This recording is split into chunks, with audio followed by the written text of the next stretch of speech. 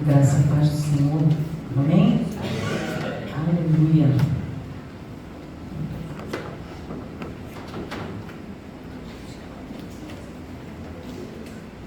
Irmãos, nós estamos nessa manhã adorando o nome do Senhor. Na quarta-feira nós avisamos, não seria eu a trazer a palavra nessa manhã, mas seria a pastora Roseli, da igreja do Cosmo Velho, de Laranjeiras, da igreja batista de Laranjeiras, mas ela tem um pai já de idade, ele teve um infarto, e por causa do infarto ele caiu, quando ele sentiu a dor, ele caiu, ele se machucou, já foi operado, teve cirurgia de rosto, no fêmur, no quadril, ele está muito machucadinho, já é um senhor de idade. Nós estivemos ali na igreja e ele já fez uma cirurgia, o pastor falou que ele não está bem. Então estejamos orando pela pastora Roseli, nesse momento de luta, de prova que ela está passando, o Senhor possa estar fortalecendo. Amém? Mas, irmãos, nós estamos nessa manhã, nesse mês, na verdade, com um propósito muito especial, que é falar de missões, do ID, daquilo que o Senhor nos chamou, nos comissionou a fazer. Ele não fez apenas um convite, olha, quem quiser, compra, vai, anuncia. Não, mas é imperativo. ID é uma ordem. ID, e ele não falou, olha, vai uma vez e pronto. Não, é ID. ID é continuidade, todos os dias, todo o tempo. Eu preciso cumprir esse ID até que todos ouçam. Então, o tema desse ano para a nossa igreja tem sido esse. E de que forma nós podemos anunciar, o que nós podemos contribuir, de que maneira, no ID, cumprir esse chamado? Indo, ofertando, orando e amando. Amando a quem? Simplesmente o nosso amor interno, o nosso amor como igreja? Não, mas é amando aquele que está perdido, aquele que está necessitado da graça do Senhor. E aí, esse ano, especificamente, a gente está no segundo ano fazendo um trabalho voltado para a missão. Quem lembra, quem esteve, quem participou ano passado de todo o mês de missão aqui na igreja? Quem esteve aqui? Levanta a sua mão aí. Quem teve todos os cultos de missão ano passado? A maioria. De tudo aquilo que você ouviu, de tudo aquilo que você recebeu da parte do Senhor, o que dentro desse ano nós podemos fazer de avaliação? Olhar para esse ano e falar assim, olha, sistematicamente, eu me posicionei nesta área, eu me posicionei assim, eu fiz isso ou fiz aquilo. O que nós podemos dizer que nós temos de fruto desse ano, após um mês de trabalho, de missão, de mensagem, de oração, de clamor, o que nós temos feito? E aí, o quanto eu me envolvi como igreja nas oportunidades que nos vieram, que nos foram propostas como igreja. Hoje nós temos um grupo para a glória de Deus que tem se empenhado nos hospitais. Todo domingo à tarde temos um grupo saído aos domingos para ir para o hospital, se preparou, se capacitou, fez o curso de capelania, a propósito teremos outro, em breve aqui também acontecendo. O que nós fizemos com relação a isso? Olha, eu não gosto do evangelismo de rua, mas eu amo os hospitais. Então, você já chamou a equipe, já se juntou com o pastor Aguinaldo e falou, pastor, tem uma brechinha aí para mim? Porque a gente sabe que durante a semana é difícil. Então, se ao domingo é essa oportunidade, você gosta, ama esse trabalho, você já se envolveu, já buscou, já conversou com eles, olha, pode entrar também nesse grupo?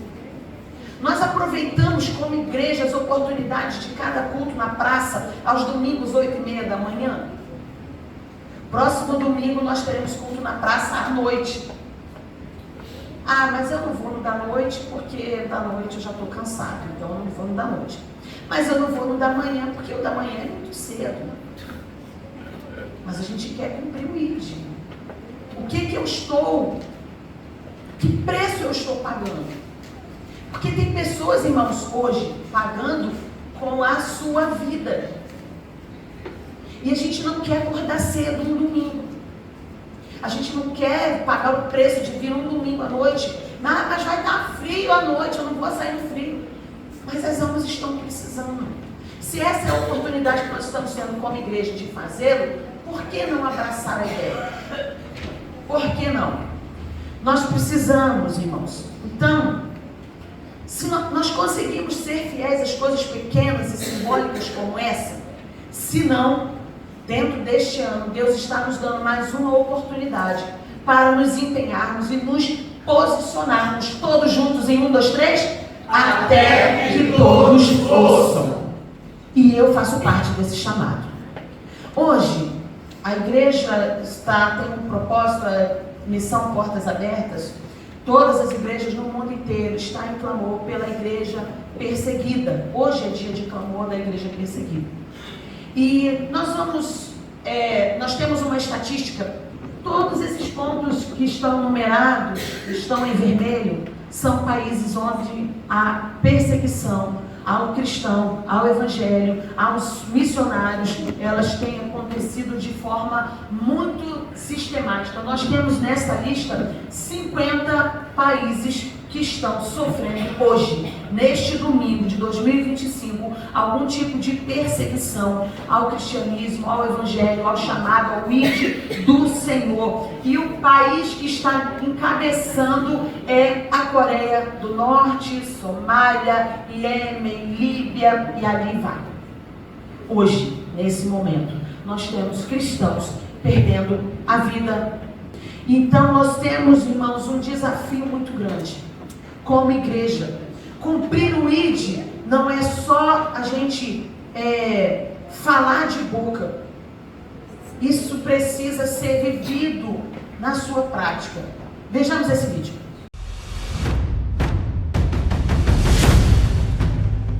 Eles adoram sob o olhar de espiões, evangelizam aqueles que querem prendê-los, oram por seus inimigos e perdoam aqueles que os perseguem.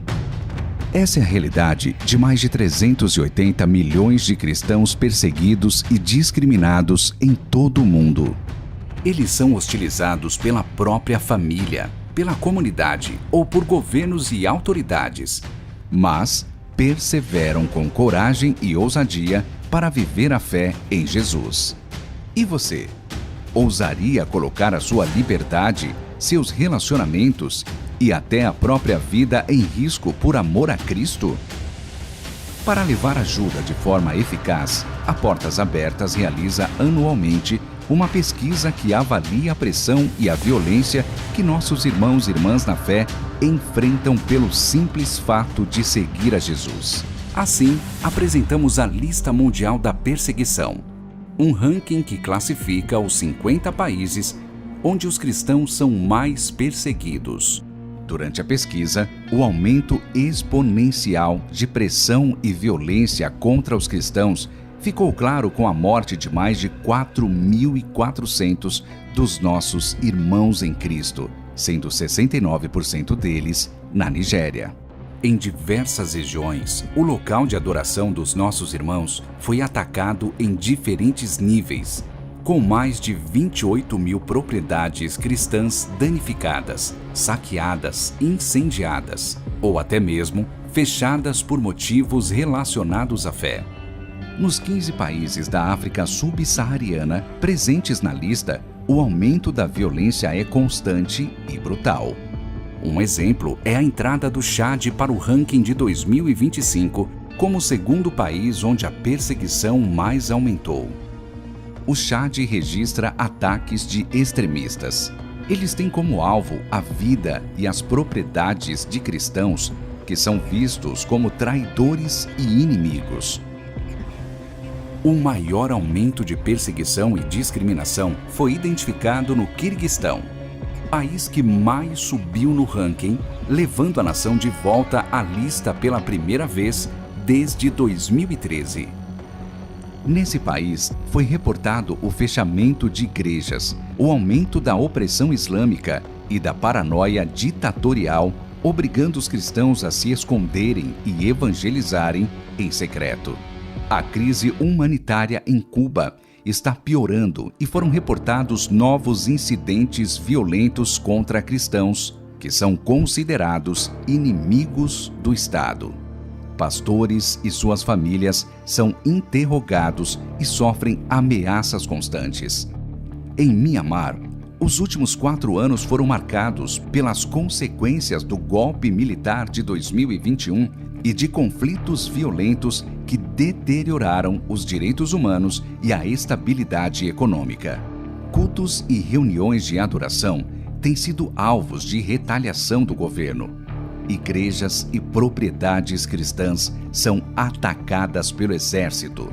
Com medo, cristãos são forçados a fugir para acampamentos de deslocados internos ou se tornam refugiados. O Iêmen, que apresenta índice máximo de pressão há anos e enfrenta uma guerra civil desde 2014, viu a violência dobrar no último ano.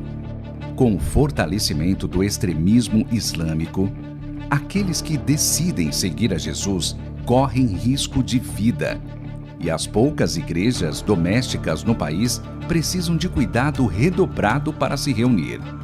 No início de 2024, o governo da Coreia do Norte anunciou regulações mais rigorosas e sanções mais severas, o que aumentou o medo entre a população. Por isso, não existem atividades da igreja no país. É impossível se reunir para adorar ou orar, e até mesmo fazer isso em segredo pode ser um grande risco. Se descobertos, cristãos norte-coreanos são mortos ou enviados para campos de trabalho forçado. Todos os dias, nossos irmãos e irmãs ao redor do mundo enfrentam situações que os forçam a fugir, se esconder e desistir.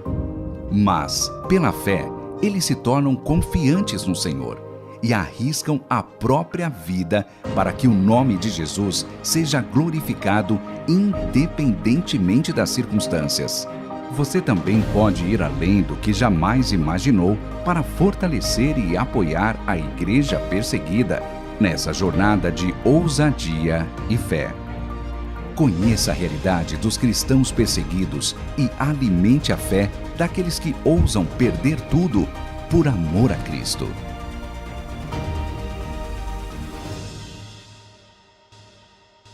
O banner que nós temos para esse ano, que está sendo divulgado, são sobre os cristãos deslocados, que são cristãos, como a gente acabou de ver no vídeo, que estão sendo expulsos das suas casas, tendo seus bens confiscados, e eles precisam mudar de cidade, de bairros, de locais, para que eles possam sobreviver.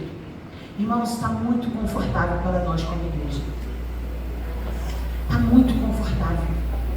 Sabe, a gente tem deixado escapar o privilégio da nossa mão de estarmos reunidos como igreja, de estar em comunhão, de termos a palavra do Senhor. Quantas vezes a gente até brinca com as coisas de Deus. E eu gostaria que nesse momento nós ficássemos em pé. E nós vamos fazer especificamente uma oração em volta de cada cristão, de cada homem, de cada mulher, criança, jovem, adolescente, idoso, que estão deslocados por causa da violência e estão nesta manhã pedindo socorro. Gostaria que você desse a mão ao seu irmão, feche-se nos caminhos, né?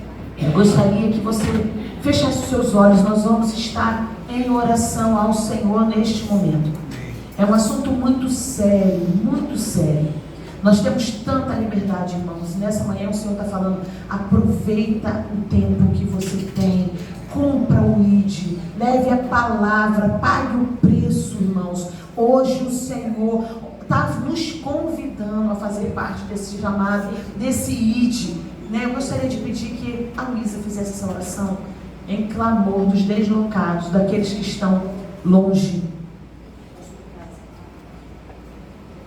Deus, nós queremos te agradecer por esse dia, te agradecer, Senhor, porque, como foi colocado, nós temos a liberdade de te louvar, de engrandecer o seu nome, mas, Deus, a tua palavra nos diz que nós precisamos nos alegrar com os que se alegram, chorar com os que choram, e nós temos visto, ó Deus, acabamos de ver que dezenas de filhos teus, ó Deus, centenas de filhos teus, pessoas que foram escolhidas pelo Senhor nesse momento, que são privadas de te adorar, são privadas de te buscar, são privadas, Senhor, de verdadeiramente te conhecer, e muitas delas, Deus, pagando com a sua própria vida, perdendo, Deus amado, não só bens, mas aquilo que o Senhor coloca no nosso coração, que acaba sendo tão precioso em vida, como família, como filhos, como pais, Deus amado, e perdendo muitas vezes o direito até mesmo de viver, porque te seguem, porque te amam, porque te conhecem.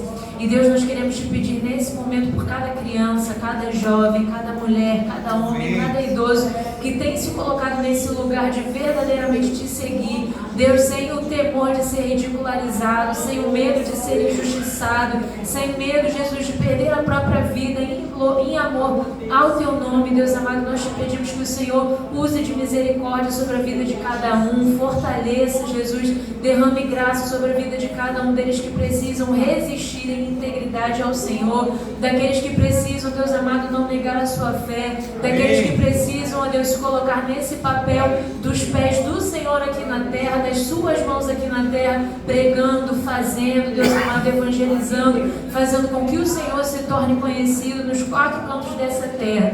Deus amado, nós sabemos que tem locais onde essa perseguição é mais intensa, então nós te pedimos que o Senhor revista os teus filhos de muita graça, que o Senhor revista os seus filhos, ó Deus, de coragem, ó Pai, e que eles não olhem para as circunstâncias, mas olhem para o Senhor, assim como os apóstolos que nós vimos, nós conhecemos, que mediante a morte, Jesus, mediante uma situação de apontamento, de desastre, eles não olharam para as circunstâncias, mas olharam para o Senhor, assim como Estevão, Jesus, que sendo apedrejado, olhou para o Senhor, ele não olhou para as pedras, mas ele firmou os olhos dele na glória que o aguardava. Então que o Senhor dê essa força aos seus filhos, dê persistência e nos ensina, Deus, a ter um coração que se coloca no lugar deles, que nós não venhamos, Deus, a nos fechar na nossa mediocridade de só servir aos domingos, de só estar no culto por obrigação, mas que nós venhamos verdadeiramente nos compadecer com eles, que nós venhamos verdadeiramente, ó Deus amado, sentir o nosso coração doer, ó Deus, porque pessoas não são capazes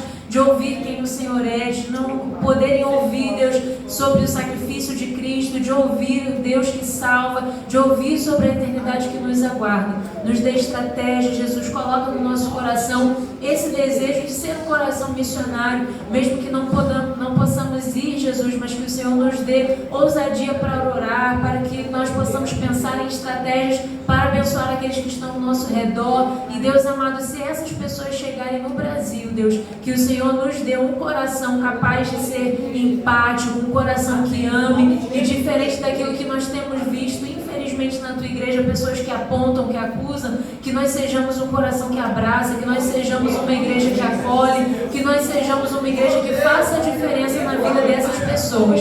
Nos usa, Deus amado, como filhos teus, não porque nós merecemos, mas porque a glória é tua, a autoridade é tua e o poder é teu, e que nós possamos fazer a diferença, Deus amado, seja aqui ou em qualquer lugar, que as nossas mãos, que os nossos pés, que os nossos braços, ó Deus, sejam canais abençoadores para a vida dessas pessoas, e continua nos sustentando, mas acima de tudo sustentando esses seus filhos, no nome de Jesus, amém. A igreja pode se sentar. Gostaria que nós abríssemos a palavra do Senhor em 1 Pedro, capítulo 4, a partir do versículo 12 ao 19. Nós vamos fazer esse leitura que nos diz assim: amados, não estranheis a ardente prova que vem sobre vós para vos tentar, como se coisa estranha vos acontecesse. Mas alegrai-vos no fato de seres participantes das aflições de Cristo, para que também na revelação da sua glória vos regozijeis e alegreis. Se pelo nome de Cristo sois vituperados, bem-aventurados sois, porque sobre vós repousa o Espírito da glória e de Deus. Quanto a eles, é ele, sim, blasfemado, mas quanto a vós, é glorificado. Que nenhum de vós padeça como homicida, ou ladrão, ou malfeitor, ou como que se entremete ou se envolve em negócios alheios. Mas se padece como cristão, não se envergonhe, antes glorifique a Deus nesta parte. Porque já é tempo que comece o julgamento pela casa de Deus. E se primeiro começa por nós, qual será o fim daqueles que são desobedientes ao Evangelho de Deus? E se o justo apenas se salva, onde aparecerá o ímpio e o pecador? Portanto, também os que padecem segundo a vontade de Deus encomendem-lhe as suas almas como ao fiel Criador, fazendo o bem. Estamos diante das últimas palavras do apóstolo Pedro. Um homem já idoso, pode acender, ou anda aqui. Obrigada. De um homem já idoso, vivendo na Babilônia, longe da sua terra, por causa de perseguição, por causa de problemas, por causa de lutas. Um homem que sabe o que é padecer pelo Evangelho e pelo nome de Jesus. Pedro foi um daqueles que permaneceu em Jerusalém em obediência ao que Jesus ordenou, ou seja, em Lucas 24:49, que diz: ficai em Jerusalém até que sejais revestidos de poder. Pedro foi um desses que obedeceu essa ordenança. Atos 2 nos revela o cumprimento dessa promessa e diz que todos que estavam reunidos naquele momento foram cheios do Espírito Santo de Deus. A tradição, quando eu estava estudando, diz que o apóstolo Pedro, ele viu a sua esposa ser morta, que ela foi muito provavelmente crucificada, assim diz a tradição da história, que ela foi crucificada, e ele viu, ele presenciou ela ser crucificada, e ele falava, olha, que era apenas por um momento. Aquele era apenas um momento, que não se comparava com o que ela ia disputar. E logo depois ele também é morto e ele é crucificado, mas ele vai pedir que ele não queria ser crucificado como seu Senhor, E ele então é crucificado de cabeça para baixo. Então, logo imediatamente após Atos 2, que a gente pode deixar lá em Atos 2 se quiser, no versículo 4, imediatamente após eles serem cheios do Espírito, o texto vai nos dizer que eles começam a falar e coisas acontecem, e é um mover sobrenatural de Deus no meio do povo. E aí o apóstolo Pedro, vendo todo mundo falando, o que está acontecendo? Que confusão é essa, Ele se posiciona, ele assume a responsabilidade, e ele se levanta e ele vai e faz o seu primeiro grande discurso, cheio de autoridade, cheio de ousadia, cheio de poder. Eu imagino Pedro falando nesse momento, como o seu coração estava queimando, fervendo do poder, e como ele estava usando. E aí a gente normalmente costuma dizer que a igreja nasceu nesse momento, mas a igreja em si, como povo de Deus, como povo escolhido, ela remonta mais de 4.000 anos antes desse momento. Ela vem lá de Abraão, quando Deus o separa, quando Deus o chama, quando Deus o convoca, olha, eu vou fazer de você uma grande nação. E dali começa a caminhada em prol desse momento, desse tempo. A promessa, a vinda do Espírito sobre esse povo, sobre essa igreja, a promessa da chegada do Messias. Então, aqui o que nós estamos vendo é um remanescente do povo de Deus recebendo o poder, tornando-se agora um povo, não apenas o povo de Deus, mas o povo de Deus cheio do Espírito Santo. Cheios do Espírito Santo. E para que eles precisavam? A igreja agora ia começar um novo tempo, uma nova trajetória, e eles precisavam de autoridade. Na manhã da escola dominical, a gente estava falando sobre Timóteo, sobre a timidez, A gente começar a dar os primeiros passos na fé, tem esse processo de, poxa, eu ainda sou imaturo, eu ainda sou como uma criança, eu ainda não sei falar, eu ainda não sei o que fazer, Mas o que nós precisamos a igreja precisa cumprir, e aí Deus derrama essa unção para que a igreja seja fortalecida, seja capacitada a cumprir o ID. Então, quais foram as evidências da presença do Espírito Santo e do poder dele sobre essa igreja? O versículo 2:42 vai nos dizer: e perseveravam na doutrina dos apóstolos, na comunhão e no partir do pão e nas orações. Primeiro, eles perseveravam na doutrina.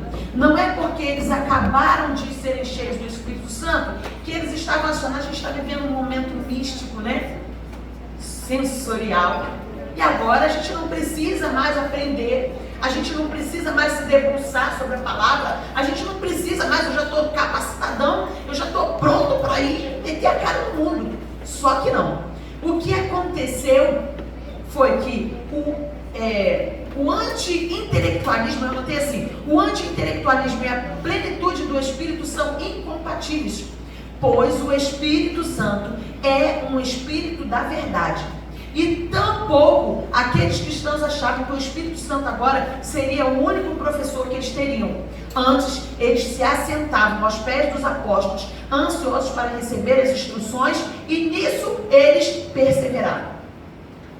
Então, a primeira marca de uma igreja que cumpre o INDE, que uma igreja que tem a unção do Espírito Santo de Deus, é o que, irmãos? Prazer na palavra, em meditar na palavra, em aprender a palavra. Então, cuidado. Se você não tem alegria em ler a palavra, se você não tem alegria em meditar na palavra, se você não tem alegria nem prazer de estar numa escola dominical, 1 hora, irmãos, vamos lá, se a gente fosse fazer umas contas, eu sou péssima na matemática, mas se eu fosse fazer 24 horas da semana por 7 dias, quanto isso vai dar no final? Quantas horas? Aí eu tenho 1 hora no domingo para eu sentar e debruçar e meditar na palavra. E aí o que eu faço? Eu negligencio. Aí eu olho para esse vídeo que nós acabamos de ver e a gente tem cristãos que dariam tudo para terem 1 hora dentro de 1 ano que eles pudessem sentar e ter alguém só para entregar de bandeja. Toma. Esse alimento é alimento, toma. Cristãos que chorariam por ter 10 minutos de meditação na palavra, de terem a oportunidade de lerem a palavra. E nós temos o privilégio e estamos abrindo mão. A igreja enche às 10h15, mas às 9 horas nós temos 3 numa turma, 5 em outra, 4 em outra e acabou. Como igreja, irmãos, nós não estamos perseverando. Quarta-feira a gente tem tido estudo, se eu não posso trabalhar, não estou podendo, 1 hora, outra opção eu tenho quarta-feira. Por que eu não venho para o estudo da palavra? Sabe? Então, se eu não tenho esse prazer, eu não tenho essa alegria, alguma coisa está errada. E a marca do cristão cheio do Espírito Santo é perseverar na doutrina. É sentar, é meditar, é estudar. Pastor, eu não entendi. Cadê o professor? Não entendi. Tira a minha dúvida. Eu quero ser cheio, eu quero entender. Porque, irmãos, nós precisamos ter argumentos. Eu preciso de ferramenta para argumentar com aquele que não conhece, que vai vir cheio de dúvidas e questões e ele não sabe nada da palavra. Quem vai levar a palavra para ele somos nós. Então, nós, para cumprir o ID, eu preciso estar firmado na palavra. Eu preciso ter prazer na palavra. Segundo, eles perseveravam na comunhão. Koinonia, que é a palavra usada. Comunhão. Comunhão testemunha a vida comunitária da igreja em 2 sentidos. Primeiro, naquilo que nós partilhamos, que é o quê? A nossa fé em Deus Pai, Deus Filho e Deus Espírito Santo. Nós estamos juntos, em primeiro lugar, por causa disso. Porque nós cremos na Trindade, nós cremos nesse Deus, Criador, sustentador de todas as coisas, o Deus que veio, que se entregou, que morreu na cruz, para salvar os pecados, derramou seu sangue, ressuscitou ao 3º dia. Nós temos um credo apostólico, nós temos uma função como igreja reunida, nos capacitamos para aprender isso, para poder cumprir o ID. Mas koinonia também é comunhão, é o cuidado mútuo uns dos outros. Gente, eu estou aqui na frente, está chegando calor aqui. Pode deixar ele reto assim, se quiser. Não podemos abrir mão da nossa comunhão. Não podemos. Nós precisamos aproveitar a oportunidade de estarmos juntos como igreja. A igreja perseguida faria de tudo para estar junta com os seus irmãos, compartilhando, louvando, adorando, né, expressando, manifestando a comunhão, o cuidado, a alegria, o prazer de estarem juntos. Terceiro, eles participavam, eles perseveravam no partir do pão e nas orações. Ou seja, a comunhão era expressa não somente no cuidado mútuo, mas também no culto conjunto. Tanto no templo, como o texto vai dizer que elas se reuniam também de casa em casa. De casa em casa. Eles perseveravam na comunhão, ali adorando, se reunindo para adorar, para buscar a Deus, para congregar, para cultuar, para servir, para buscar mais do Senhor. Eles se revestiam disso. E o versículo 46 diz que eles tinham alegria e singeleza de coração. Ou seja, eles não faziam isso por obrigação. Eles tinham prazer de estarem juntos, de estarem servindo a Deus, adorando a Deus juntos. Deus e mais, irmãos, eles tinham alegria, porque eles estavam vivendo o frescor da manifestação da graça de Deus, das promessas de Deus, que elas vinham sendo profetizadas por muitos e muitos e muitos e muitos e muitos anos. Eles estavam vivendo o cumprimento dessa promessa, que era a chegada do Salvador, a salvação pelo Salvador, e agora a profecia da manifestação do Espírito Santo, do revestimento de poder. Então, irmãos, o que mudou para a gente? Esse prazer, essa alegria que nós temos um Deus Salvador, que veio a nós, acabou. A nossa alegria, o nosso prazer acabou de sermos templo e morada do Espírito Santo. Isso precisa nortear a nossa vida todo o tempo. Esse prazer, eu sou escolhida do Senhor. Ele veio aqui, Ele morreu por mim. Ele se entregou por mim. Pecador, miserável, falho, Ele se entregou por mim. Sou hoje templo, morada. Ele não mora num quartinho ao lado, ou no prédio lá no final da esquina, que eu vou ter que ir lá bater na porta de vez em quando. Ele agora habita em mim, Ele mora em mim.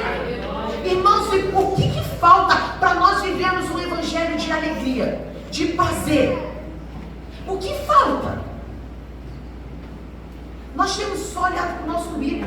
Porque Deus não me deu, porque Deus não fez, porque Deus não me respondeu, porque eu estou tantos anos pedindo, porque Ele ainda não fez, porque Ele ainda não me deu, porque Ele não me dá, porque Ele não, porque Deus está sendo injusto, coitado de mim. Eu sou um pobre coitado, porque Deus não faz. Irmãos, o que Ele tinha que fazer comigo, você já fez. E pronto. Os demais coisas são consequências, é graça e misericórdia. Deus não precisa fazer mais nada, Ele já fez. E isso me dá razão e ferramenta para viver todo o santo dia louvando, exaltando, bendizendo, glorificando, sendo fiel ao Senhor. Sendo fiel. Essa igreja está sendo fiel na perseguição, na luta, na prova. Dariam tudo para estar juntos e não podem. E nós temos o privilégio de estar sendo bênção, sendo canal do Senhor, saindo para evangelizar enquanto pode, saindo para servir ao Senhor enquanto pode, cumprir o chamado que eu não quero fazer. Deus sabe, minha luta é tão grande, Deus sabe, como é minha semana, Deus sabe, como eu sou coitado, Deus sabe. Então vamos orar ao contrário. Senhor, tira tudo. Se as bênçãos estão me impedindo, irmãos, Senhor, tira. É cruel? É cruel? Senhor, tira tudo. Se eu só vou ser fiel, se eu não tiver mais nada, então tira. A gente quer orar assim? Não. Deus nos dá a graça e a misericórdia de nos abençoar, e a gente abre mão, por causa das bênçãos, de servir a Ele com fidelidade. Eu negocio no meu culto, eu negocio nos meus dízimos, eu negocio na minha vivência, eu negocio na minha fidelidade, eu negocio nos meus relacionamentos, eu negocio tudo. Mas eu quero que Deus esteja bem presente na minha vida em todo o tempo. É incompatível. É incompatível. Cumprir o ID é pagar o preço. Cumprir o ID é viver a palavra, é viver o evangelho, estar revestido de poder, Senhor, fazendo ou não fazendo do jeito que eu estou pedindo, Senhor, eu estou indo, eu estou levando a palavra, eu estou sendo fiel, eu estou proclamando as verdades do evangelho. O Senhor conta conosco. Mas aí a gente está falando sobre a comunhão, a adoração dessa igreja.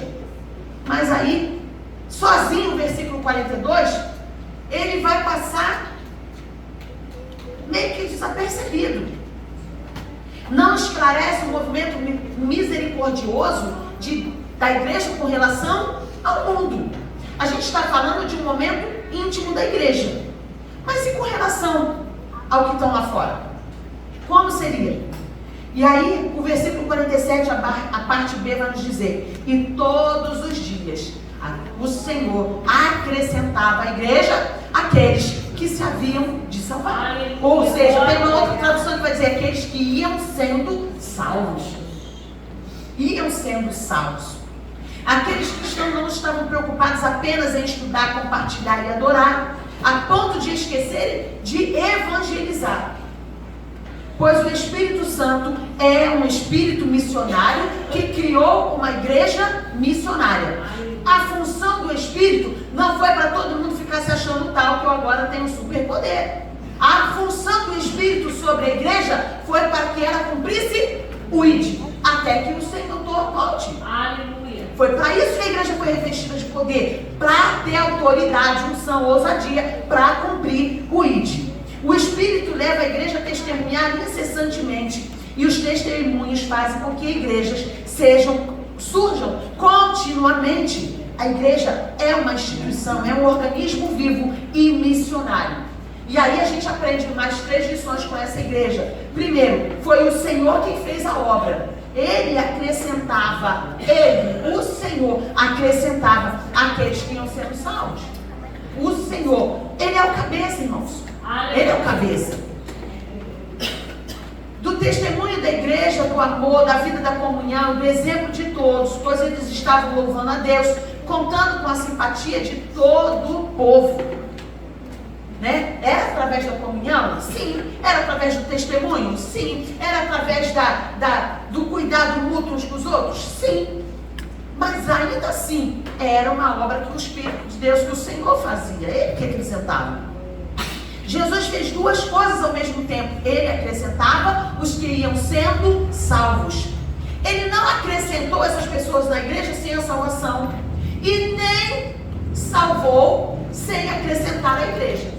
Salvação e participação na igreja precisam andar juntas.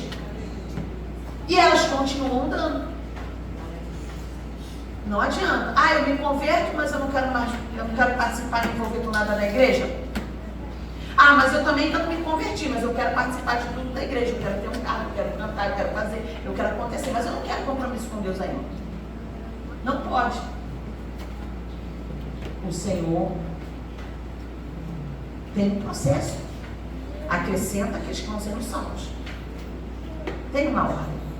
E o Senhor acrescentava pessoas dia a dia.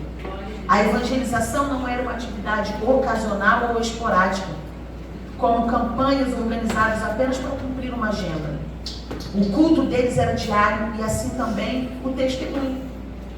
Por onde eles andavam, as pessoas olhavam a eles. E o cristão surgiu como uma afronta. A palavra cristão surgiu para afrontar. O cristão. Não é um elogio. Mas eles tomaram posse. Eu sou cristão mesmo. Eu sou a imagem de Cristo mesmo. Eu sou semelhante a Ele, sim. Eu copio o meu Cristo, sim. E tomaram posse da autoridade dessa palavra. Mas ela primeiro surgiu para afrontar, para envergonhar o cristão. Irmãos, mudou alguma coisa hoje? Quantas vezes a gente anda na rua, vai crente? O cristão. Ainda aquele desdém. E aí, eu quero me perguntar: os meus vizinhos sabem que a minha casa é uma extensão da igreja? O meu trabalho sabe que eu sou cristão? Lá onde eu trabalho, na minha faculdade, no meu curso, as pessoas sabem que eu sou um servo de Deus? Eu estou dirigindo 24 horas por dia, meu trabalho é só dirigindo. As pessoas sabem que eu sou um servo do Senhor. Eu tenho ali uma palavra para chegar na hora certa. Eu estou fazendo a diferença na vida de alguém? Ou minha casa é aquele xingamento, é aquela agressão, aquela ofensa, todo mundo fala, todo mundo grita, ninguém se respeita. Mas aí dentro da igreja a gente tem um amor, alegria, todo mundo junto, a família amada do Senhor. Mas dentro da minha casa, meus vizinhos falam: Deus o livre entrando naquela porta. Aí o bicho pega, cachorro comendo cachorro. Irmãos, a minha casa, eles perseveravam de casa em casa. Nossa casa é a extensão da igreja. O meu trabalho é a extensão da igreja. O meu curso é a extensão da igreja. Na escola eu sou a extensão da igreja. Não tem como separar. Eu preciso ser cristão. Eu preciso cumprir o ID dia a dia. Eu preciso falar dia a dia. Eu preciso anunciar em todas as oportunidades. A adoração e a proclamação, elas eram um transbordamento natural de um coração cheio do Espírito Santo. Eles buscavam pessoas de fora continuamente. E então os convertidos eram acrescentados continuamente. Precisamos recobrar essa expectativa de crescimento constante e ininterrupto da igreja, irmãos. A gente se acostuma a passar um ano sem batizar uma pessoa. A gente se acostuma a passar um ano sem fazer um discipulado com alguém. A gente se acostuma a não ter uma pessoa aceitando a Jesus. A gente se acostuma a não ver as coisas acontecerem. E não é para ser assim. A igreja não pode se conformar de passar um ano sem batizar uma pessoa. Que bom seria se todo mês nós tivéssemos que fazer um batismo, porque não está dando vazão. A gente se acomoda, irmãos. A gente se acomoda. Precisamos continuar cumprindo o ID. Porém, estava tudo muito bem. O navio estava bombando, né? Cheio. A igreja fazendo a diferença, o seu fervor. Mas aí veio a luta. Quase que imediatamente surgiu a tempestade. Uma tempestade tão feroz que a existência da igreja estava ameaçada. A arma primitiva do diabo era a violência física. E Lucas descreve duas perseguições em Atos. Duas perseguições do Sinédrio. Na primeira, Pedro e João são presos, julgados e proibidos de pregar, advertidos e depois soltos. Depois, na segunda, ele e os outros discípulos são presos, julgados e dessa vez torturados antes de serem soltos. Lucas vê isso como cumprimento das palavras de Jesus, quando disse que os discípulos seriam odiados, insultados, rejeitados, perseguidos e presos por causa do seu nome. Então, quando Pedro, lá na leitura inicial, nós lemos que ele falou: olha, não se assuste de vir sobre vocês aí, porque ele já tinha vivido na sua própria carne. Lá no início, lá no Pentecoste, ele vivenciou isso. O que ocasionou a oposição das autoridades foi a cura do coxo, juntamente com o sermão de Pedro que o seguiu. Cheio de poder, cheio de autoridade, o ministério começou, ele começa a falar, aquilo começou a incomodar. Olha só, Pedro começou atribuindo todo o crédito a Jesus, em cujo nome acontecera o milagre. Além disso, atribuiu vários títulos significativos a Jesus, como Jesus Cristo Nazareno, servo de Deus, que primeiro sofreu e foi glorificado, o santo e o justo, o autor da vida, o profeta, pedra rejeitada. Esses títulos expressam a singularidade de Jesus em seu sofrimento e glória, seu caráter e missão, sua revelação e redenção. Tudo isso contido em seu nome e ajuda a ressaltar o seu poder salvador. Isso incomodou muito, muito as autoridades. Para encerrar o seu discurso, Pedro fala da necessidade das bênçãos do arrependimento. Ou seja, era necessário se arrepender e que, proveniente do arrependimento, viriam algumas bênçãos. Irmãos, confrontou. O diabo não pode suportar a exaltação de Jesus.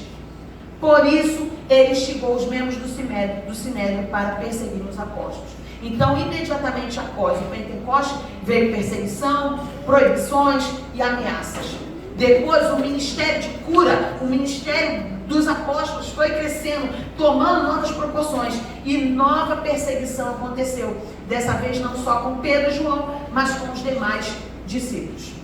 E aí o versículo 41 vai dizer que eles nos saíram alegres, regozijando por sofrerem por causa do nome de Jesus. E aí a gente hoje sofre, não é por causa do nome de Jesus, a gente sofre porque ele não fez o que eu quero. Não foi do meu jeito, e aí eu fico sofridinho, magoadinho. E não é assim. O diabo nunca desistiu de destruir a igreja pela força. Ele usou Nero, cruéis ali da história. Foi um dos responsáveis, muito provavelmente, pela morte de Pedro e de Paulo. Domiciano, que mandou prender lá João, mandou exilar João.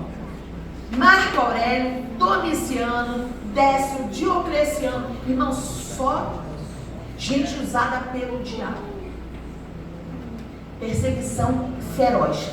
Ainda hoje, especialmente em alguns países marxistas, hindus e muçulmanos, muitas vezes a igreja é perseguida. Mas não precisamos recear que ela não sobreviva. A perseguição refina a igreja, mas não a destrói. Se a perseguição nos levar à adoração e à oração, se levar ao reconhecimento da sabedoria de Deus, da solidariedade com Cristo em seus sofrimentos, então, por mais dolorosa que ela seja, ela pode até ser bem-vinda. Nós precisamos nos revestir do Espírito. Ele é a força motora da igreja. A igreja de Atos só prevaleceu porque estava cheia do Espírito, firmada na palavra, na comunhão, na adoração e engajada numa evangelização contínua. Nós não podemos abrir mão desse privilégio. O Espírito Santo nos envia, capacita, sustenta e fortalece na hora da luta, na hora da perseguição, na hora dos desalojados, sem lugar para ir, eu vou fazer o quê? Ele sustenta. É isso que Pedro nos escreveu em sua epístola. Não tenha medo do fogo que vem sobre vós, mas alegre-se, pois ele nos torna co-participantes das dores de Cristo. Pedro sabe muito bem o que essas palavras significam, porque ele foi através do seu sermão, do seu posicionamento, que a perseguição começou de forma tão feroz contra a igreja do Senhor e nunca mais parou. Nunca mais. Ele sabe o que ele está dizendo lá na sua velhice. Para nós está tudo muito confortável. Mas nesse exato momento nós temos vários irmãos perdendo a vida por amor ao nome de Jesus. O que temos feito? Vamos nos calar com medo ou vamos avançar, revestidos de poder, até que todos ouçam? Precisamos ser cheios do Espírito Santo de Deus. Precisamos sair do nosso conformismo, da nossa marasmo. Eu gostaria que você baixasse a sua cabeça. Nós vamos estar em oração nesse momento. Peça ao Senhor perdão. Perdão por não aproveitar talvez as oportunidades, talvez por negligenciar um tempo a sós com o Senhor, meditando na palavra, se debruçando na palavra. Perdão por não cumprir o ID, por Ele te dar as oportunidades e você não querer cumprir o ID.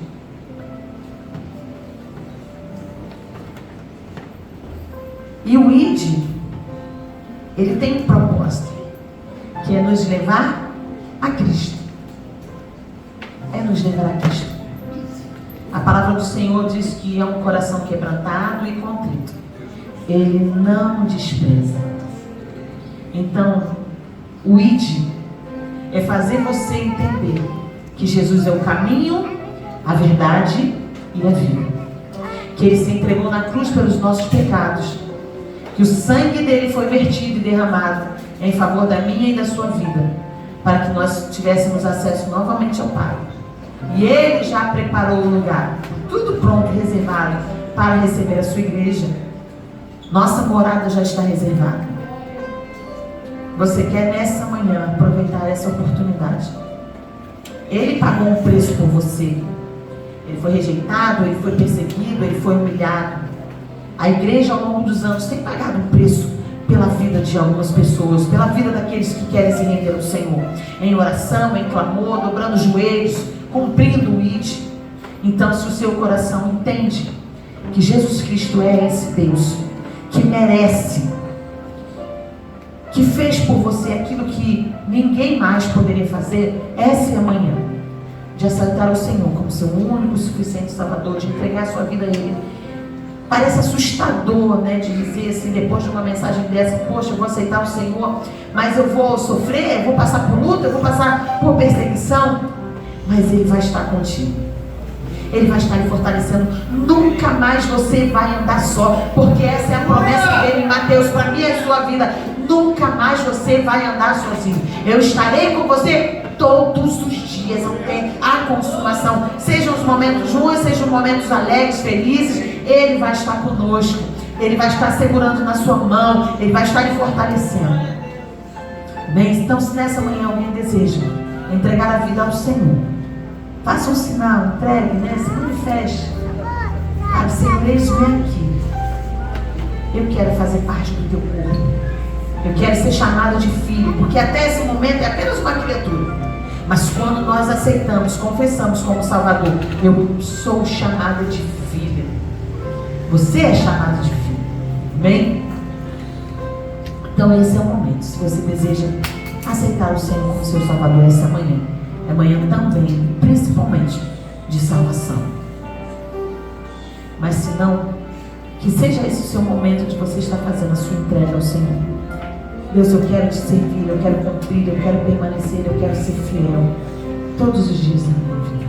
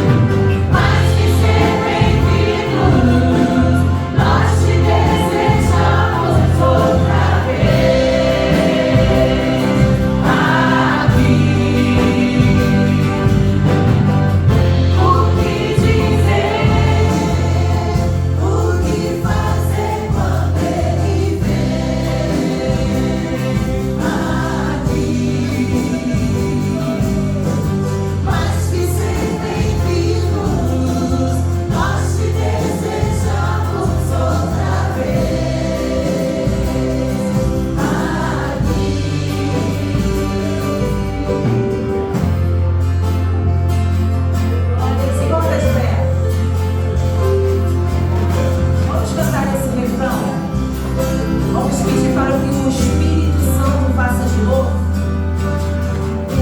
Aleluias. Depois de uma palavra dessa, o Senhor está nos convocando, o Senhor está nos chamando. Aleluia, nós precisamos desse revestimento para ir. É isso que Ele está esperando de mim e de você. Ele não quer mais que nós fiquemos somente sentados aqui. Ele quer que nós levantemos e andemos. Essa é Ele, faz de novo, Senhor. Talvez você tenha perdido o calor, o fogo, aquilo que você recebeu lá no início, mas Ele está disposto a fazer novamente. Põe a mão no teu coração e canta com a tua alma. Pede. Faz de novo,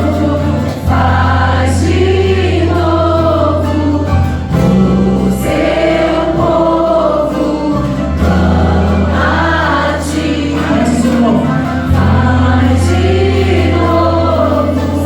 faz de novo, faz de novo. Estamos clamando, Senhor. Faz de novo, faz mais uma vez, Senhor. Aviva, Senhor, mais uma vez.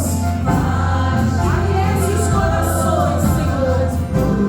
Seu povo clama a ti. Faz de novo, faz de novo.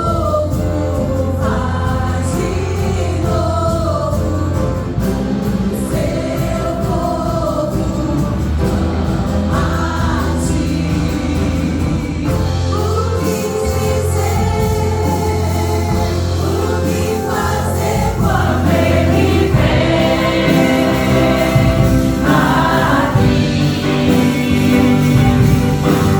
Mais que ser bem-vindo, nós te desejamos outra vez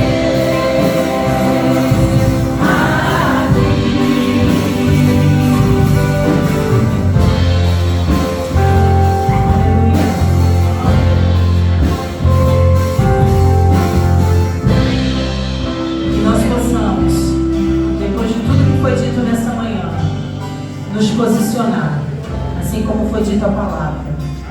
Aleluia, homens que se posicionaram, igrejas que estão posicionadas nesse momento, perdendo a sua vida, perdendo sua liberdade, mas posicionadas por um bem maior e não presos às coisas dessa terra. O nosso mal é que nós somos muito presos às coisas dessa terra e existe algo muito maior nos aguardando.